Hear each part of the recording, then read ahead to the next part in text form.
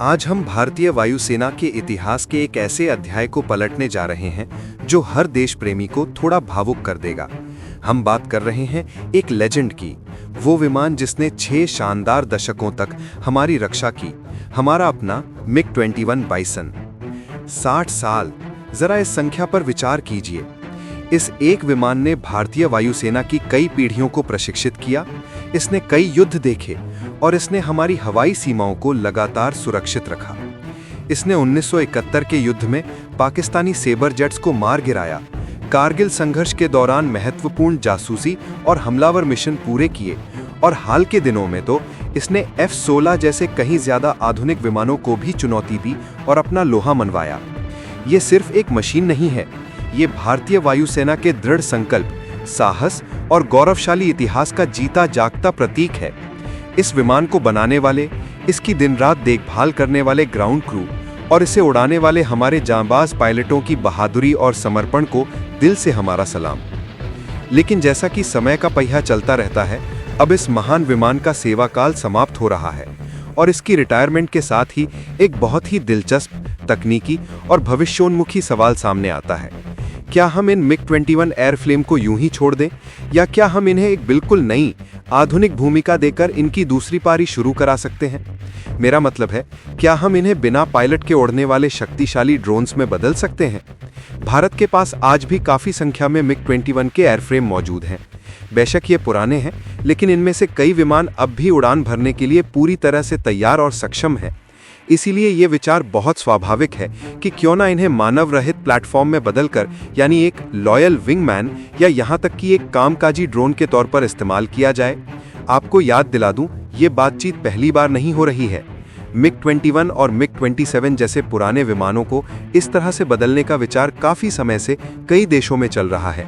अच्छी बात यह है कि HAL ने इन्हें भारत में न केवल असेंबल किया, बल्कि वर्षों तक इनका अपग्रेड और रखरखाव भी किया है।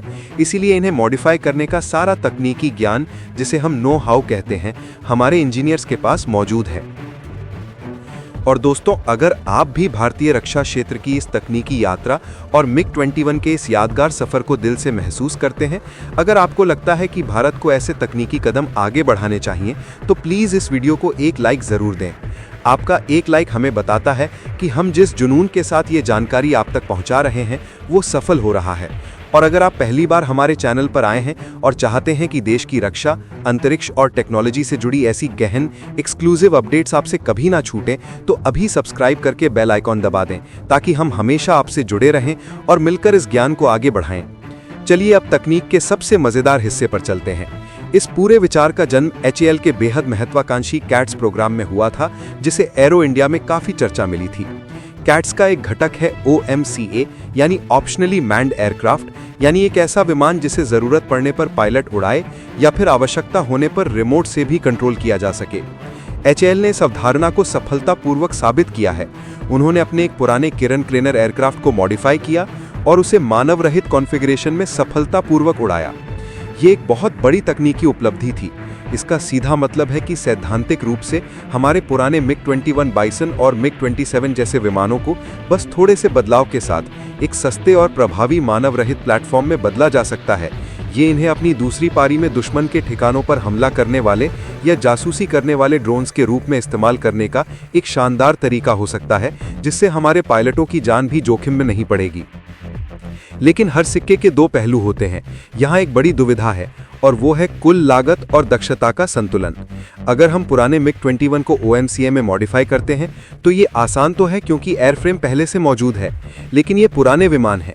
इनकी लाइफ साइकिल कॉस्ट, यानी इन्हें मेंटेन करने, इनके पुराने पार्ट्स बदलने और इन्हें कंटिन्यूस ऑपरेशनल बनाए रखने का कुल खर्च बहुत ज़्यादा होगा। हमें लगातार महंगे पार्ट्स आयात करने पड़ सकते हैं। इसकी तुलना में कैट्स परिवार का दूसरा और ज्यादा आधुनिक सदस्य है कैट्स वॉरियर। इस वॉरियर ड्रोन को शुरू से ही भविष्य के हिसाब से छोटे, कुशल इंजनों के साथ एक स्टेल्थ यानी राडार से छिपने वाले प्लेटफॉर्म के रूप में डिजाइन किया गया है।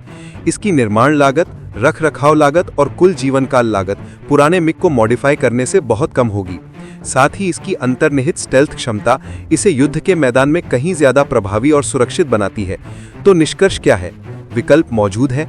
MiG-21 को ड्रोन में बदलने की तकनीक भी हमारे पास है, लेकिन भारतीय वायुसेना को अब यह महत्वपूर्ण फैसला लेना है कि क्या वो पुराने एयरफ्रेम को बचाने और मॉडिफाई करने के लिए ज्यादा पैसा खर्च करे या फिर कैट्स वॉरियर जैसे नए, सस्ते, ज्यादा कुशल और अधिक सक्षम प्लेटफॉर्म में निवेश करे जो भविष्य की जरूरतों के लिए पूरी तरह से तैयार है। लागत और युद्ध क्षमता दोनों को देखते हुए कैट्स वॉरियर ही एक ऐसा विकल्प है जो लंबी दौड़ में बेहतर साबित होगा। आप क्या सोचते हैं? क्या हमें अपने लेजेंड MiG-21 बाइसन को इस नई मानव रहित भूमिका में देखना चाहिए या हमें पूरा ध्यान कैट्स वॉरियर जैसे नए इंडिजिनस ड्रोन प्लेटफॉर्म पर केंद्रित करना चाहिए? अपनी राय नीचे कमेंट्स में जरूर बताइएगा। वीडियो को यहाँ तक देखने के लिए और इस महत्वपूर्ण चर्चा का हिस्सा बनने के लिए धन्यवाद।